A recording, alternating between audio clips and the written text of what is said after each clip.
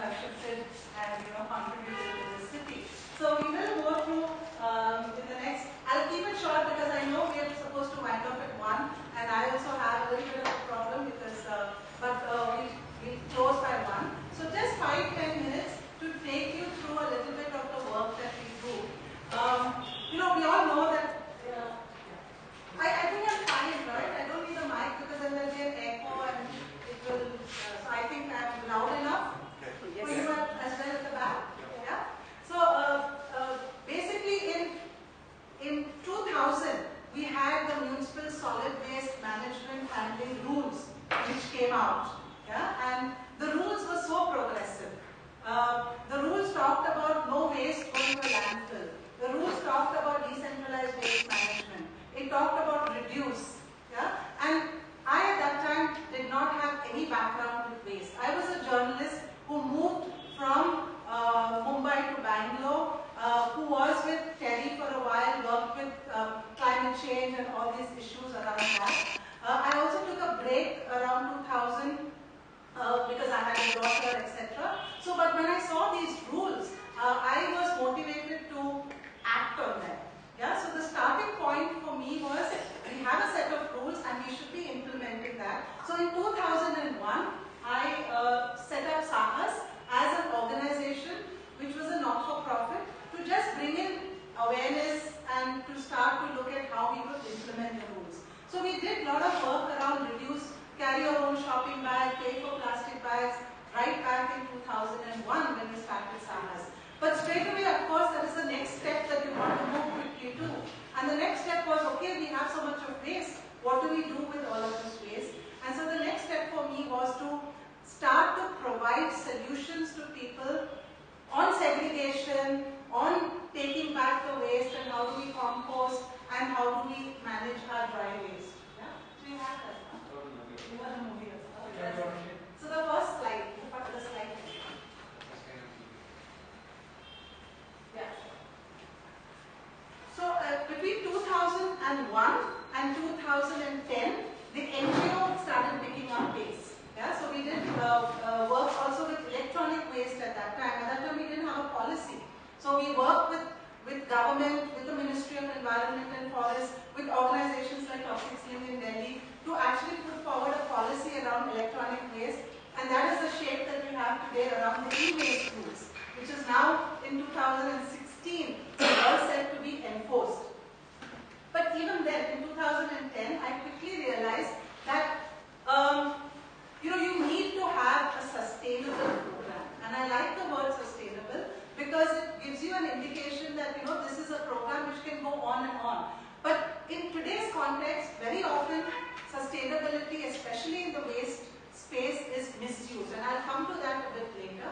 But in 2010, we decided that we had to scale, that if we had to be relevant to the problem, which is so huge, because if you see the problem today, it's 2 lakh tons of waste in India and 4,000 tons in Bangalore. So as an NGO, it becomes difficult to be relevant to the solution, and so therefore we decided to scale what we were doing in the form of a business model. Yeah, so that's where we are today.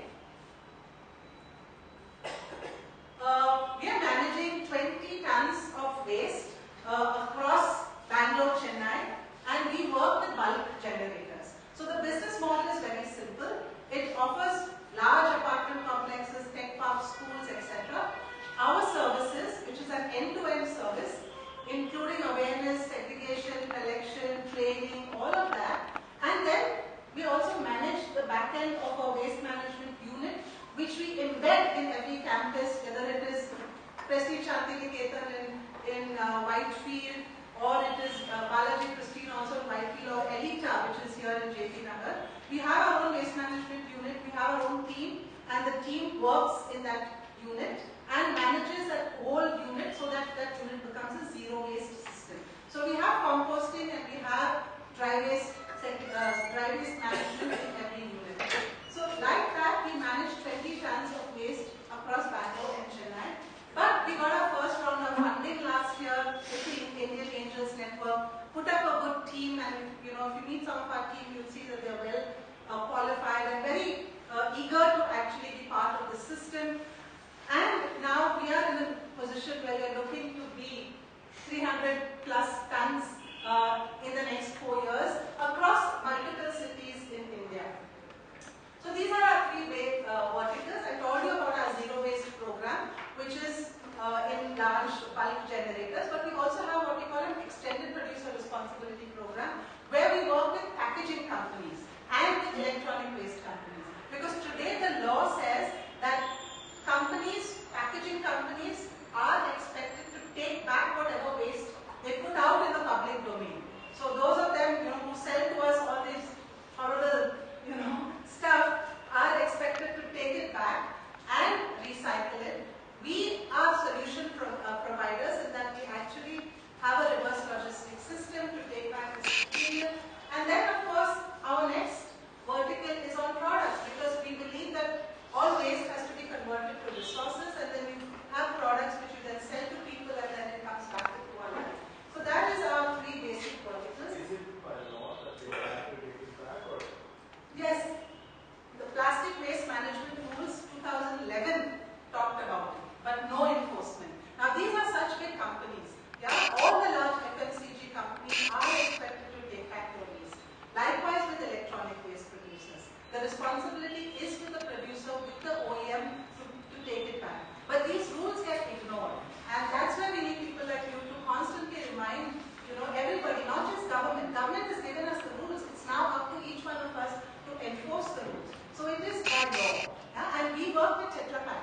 Yeah? So Tetra Pak is one packaging company that in 2008 started their reverse logistics system, and we work with them. Not that we are in any way promoting, Tetra Pak. We are solution providers, because anyway this waste is going to be on our streets. So we want to provide a solution around it. So this is our typical waste management center. This is actually in the Bengaluru International Exhibition Center, which is close to Kenya, where we have our own center, we have our own field staff, and this is to give you an idea of the kind of work that happens. Now, what happens with dry waste? The fact is that within the dry waste spectrum of waste, we have about 30% of waste which is better quality and has better economic value. So you have your newspapers, you have your carton boxes, you have your pet bottles, you have your milk sachets. They all get easily recycled, and you have people who buy it. But what happens to 70% of our waste? What happens to the low-grade plastic, the carry bags? Although it's banned, it is still there in our system. The laminates, a lot of this material, the low-grade paper packaging. Now the economics around it is such that the amount of operations you would put to retrieve and to send it to a recycler is far more than the revenue that the recycler will give you for that material. So look at the operations here. We've got women who are who manage about 50 to 60 to 80 kgs of waste per day. And each woman, of course, their monthly salary will be around 13,000. So therefore, we can't really afford to pay people for this waste. And that's where, today we have a difficult situation where our customers, they are, bombarded with this slogan saying, wealth from waste. And unfortunately, there's a misinterpretation around that. The wealth is not the money, it's not the rupees. It is actually the environment, especially the large MNC companies and the large tech parks, the property management, who heard, that there is money in the waste. So why don't you give me money, I'm giving you waste. Is, the typical resistance that we have to battle with. But I just wanted to flag that off because, it is important that we have to understand that 70% of our waste is low grade, intensive operations that needs to be paid for if it has to get recycled. Likewise with leaves. We've seen now it's the leaf fall season and we've been getting so much of leaves. Burning of leaves takes place. It gives you wonderful mulch. It's a big operations and it is a good livelihood opportunity. We have in our team about 150 women. Women from, 90% of our women cannot read and write, but they can manage waste and they do such a splendid job of it. Yeah, can we acknowledge them? Can we pay them minimum wages? Yeah, is that so much that we can't afford? Today, our operational fee, service fee is about 2 we have big problems getting that from our customers. We'll give that for a coffee. Yeah, they have big problems, and I'm talking about really, really wealthy societies who say to us, no, we can't afford. It's not in our budget. Yeah, we can pay for our swimming pools, we can pay for our food courts, but we cannot pay women who deserve to be paid minimum wages. Every budget that I have negotiations, they say, why are you paying them 13,000 rupees? Yeah? So this is our extended producer responsibility, and I thought I'd just talk about our team, which I'm very proud of, and I also wanted to introduce you to Priyanka, who's sitting at the back. Okay? So Priyanka has actually come from Surat, and she's spending 6 months with us because she wants to learn about waste management, and she wants to go back to Surat and start up. She's going to be a clone of Saahas and a franchisee partner for us in Surat. But that's the kind of people that we have in our team. So there's Mr. Gopal Krishna, who's a consultant with us, who was a CEO of Web Peripherals and is now doing his PhD of social entrepreneurship. So he comes and mentors our team. Yeah? So we get the complete corporate, we appreciate some of the structures that companies and corporates have. Yeah? The kind of discipline they have is something that we learn from Mr. Gopal Krishna. There's Sriram there, who is now our VP operations, 20 years with Microsoft. He's heading our operations. Shobha is an electrical engineer who has been with Saahas for 4 years, handling our business development. Arun is heading marketing, also moved from UK and is now heading our marketing team. Kanika has been 20 years in the NGO development sector and is there part of our accounts and finance team. Vishal is heading our e-waste program now. He moved from he's IIT, BHU and is now in our team. Samira moved from the US, so families in the US. The young person studied in the US, totally committed to waste management and is part of our customer relations team. And Ajit and Nakushan in admin and operations. So we need young people, and that's why I feel so happy to have young people in our team who are there because there's also good opportunity. The kind of opportunity that you have to grow in an organization which is smaller and do meaningful work is there. So therefore I would like some of you to consider probably also the social sector and various opportunities that are there. But also as much we are proud of our customers, because these are customers who are the first movers who understood that look, they have to pay for waste management services. And it's a pretty good mix of people that we have here. Apartments, St. Joseph's School is there, Kumaran School. Children today know about waste management, but they also must see that the principal and the teachers are equally committed to doing something, not just talking about it. But we just have 2 or 3 schools today, which is a real big tragedy. Yeah? So with that, I just shift to the team. I just wanted to take you through how the team works in our office, and basically some pictures also of our field team, because it's not easy. Yeah, working with waste, it's not easy day in and day out to sit with sometimes waste which is mixed, to crush your waste, because composting, many of us could be composting, but we know how difficult and intensive that operations is. Yeah? No, not the movie, the pictures.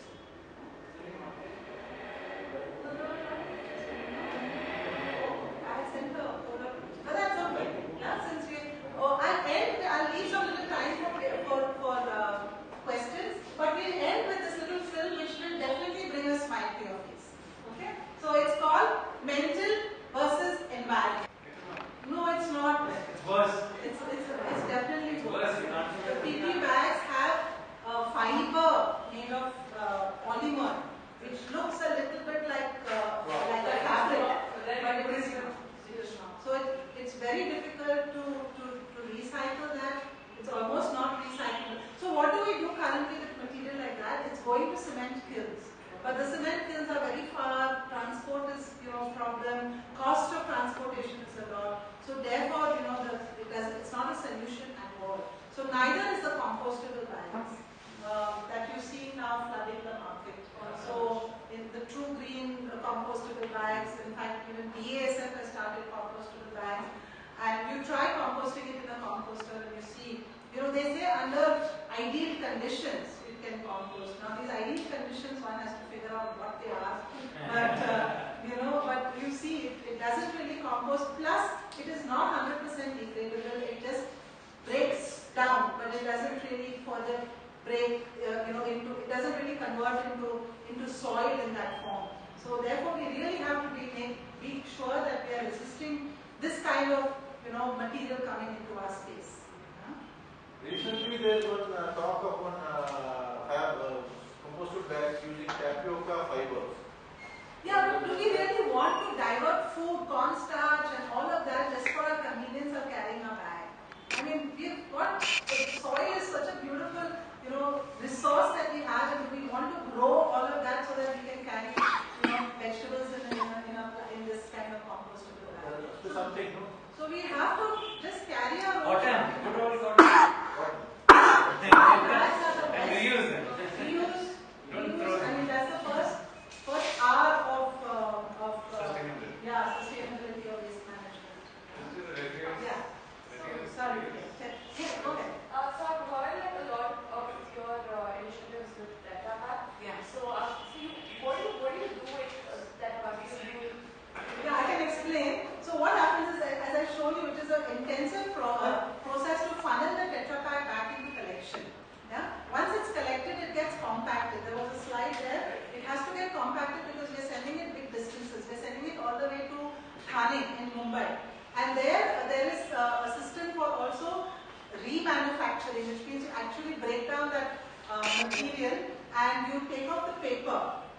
Now 75 to 80% of Tetra Pak is paper. So paper recycling takes place with the paper pulp that you get, and what remains is the plastic and the aluminium. So that goes into making roofing sheets or other boards. Now in Thane they also fuse all materials together and make what we call a chip board. So the chip board is equivalent to a ply, and you can use that for regular material. It's a great material. So you can see this, it's there on our website, we have products out of it, and that's how. The only thing is, again, people expect, because it's recycled, it's cheap, it's more expensive. It's more expensive because remanufacturing is more intensive, it's also the collection is intensive, it is more expensive, but as more and more people start to use it, the prices would come. So you can look at office furniture, home furniture made out of this. Yeah. How do you manage your e-waste? Yeah, so electronic waste again. Now the authorized recyclers cannot, because they have big overheads. They have to properly dispose the end material. It's a small amount, but they pay for that disposal. So therefore the authorized e-waste recyclers, and there are about 30 in Karnataka, they would take your material, they would pay you about 50% less than what an informal sector person would pay you. But you can give it to, and we have tied up with the formal recyclers. So that's where the film is telling you that, because today you will probably, be advertisements say come and give your old material and exchange it for new and we'll give you 1,000 rupees off, right? But in that, when we're seeing that all the large retail chains do not really give that to a formal recycler. That's where the leakage takes place. So you need to make sure now, all of us have to ask, which is the recycler that is the ultimate destination. Yeah? But otherwise, it's mostly 95% of our e-waste is managed by the informal sector. But I've heard that informal sector is very bad for the environment, but it's very cheap, so it becomes very difficult for the authorized one to compete with this. Yeah, it is, because they work in their homes, they work in the open, they will dispose your lead solder and your material which they cannot find use for in a drain. That there will be even, you'll have your CFL sometimes just broken out, you'll have mercury vapor escaping, all of that will happen. Yeah? And we therefore, whilst we work with the informal sector to upgrade them, to make them understand that look, they cannot do things which are out of the framework of the law just because it's a livelihood. Yeah? So livelihood also needs to work within the framework of the law. Yeah? But we as informed individuals now need to make sure that for those few amounts of money we are actually selling our environment. Yeah? So it's such a small amount, it will be about 1,000 rupees perhaps for a phone, or whereas a formal player will give you 500 rupees. So it's like 50% reduction that we will get. You also get your garbage washed. You don't need to really wash it, but you need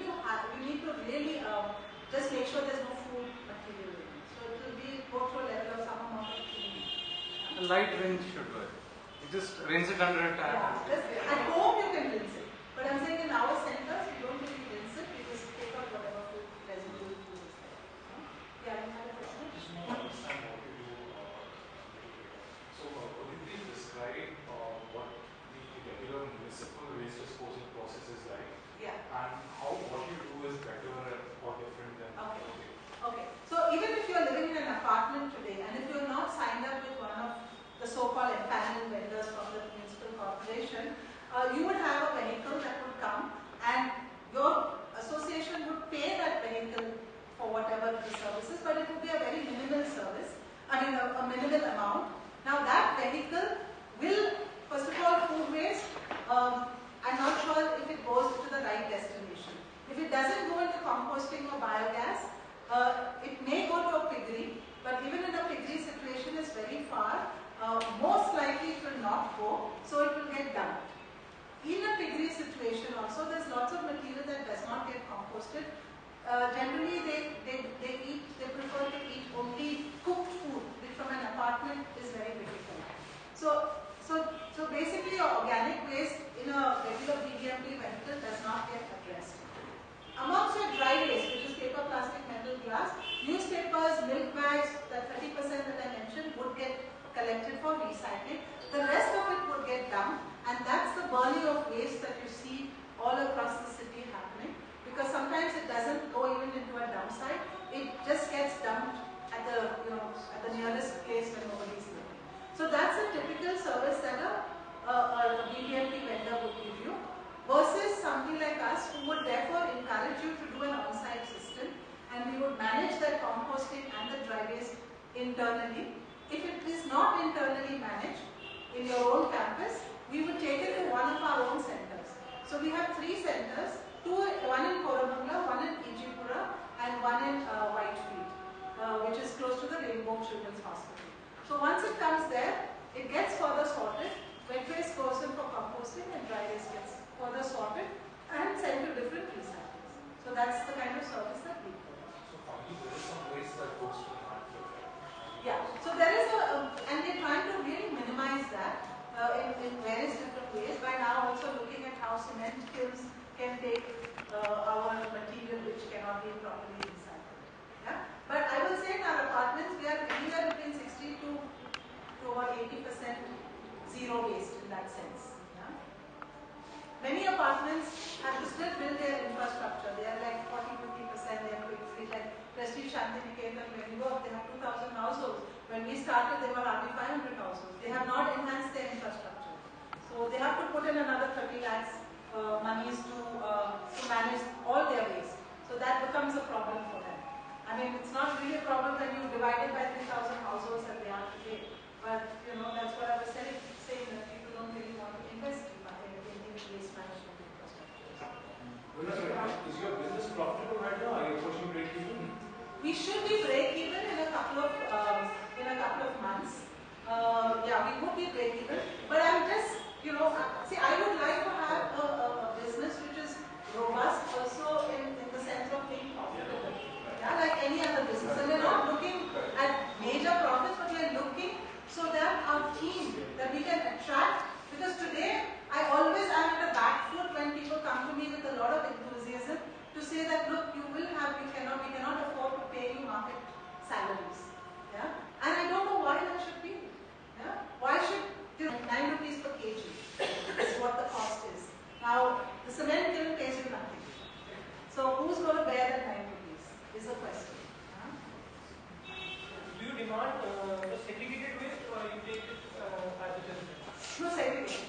We work with segregation. So that is the campaign that we put to make sure that waste is coming to us and segregated. What about the medical waste, which comes out of the... For medical waste, there is medical waste facilities, and today again, there is a good opportunity for us to send our diapers and our sanitary napkins to medical waste facilities. That is about the only waste stream that needs to go in for incineration, which is not the best solution. So therefore we say, why can we switch to alternatives instead of using diapers, and that conversation is now going around. But in that absence of, when you have it, then you have to send it to an incineration facility. Again, that's a cost that comes. So it comes to you were talking about incineration, right? So what happens to this waste that cannot be recycled? What do you think of that fuel generation plant? So what happens in the cement kiln is that they really have good facilities for controlling your emissions. Yeah, so therefore the cement kiln is a good option. It's a much better option than the kind of incineration that currently a medical waste facility has. Yeah. So that is something that needs to definitely improve. But your cement kilns have also invested a lot of money to accept what they call it ARM, alternate fuels basically. Yeah? They're also talking about the distributed production of fuel, right? Ethanol from the plastic waste. Yes. Is that a feasible thing? Yeah. So they make pellets out of it. It's also called RDF, refuse-driven fuel. Yeah. So all of these are the alternate fuels as alternative instead of coal. So would you it has suggest good calorific value and you can use it. So would you suggest that as a possible solution? I'm saying in the absence of another solution, instead of being openly dumped, openly burned, this is the better solution till we have a better option. Yeah? So are you standing in Delhi? We are in fact, so we will be looking at Gurgaon, and if you want, if anyone of you has a network in Delhi and Gurgaon, please get in touch with us because we are putting up the NGO. See, we are still on one hand, I'm leading the for-profit, but we do have the entity which is an NGO that works in new areas.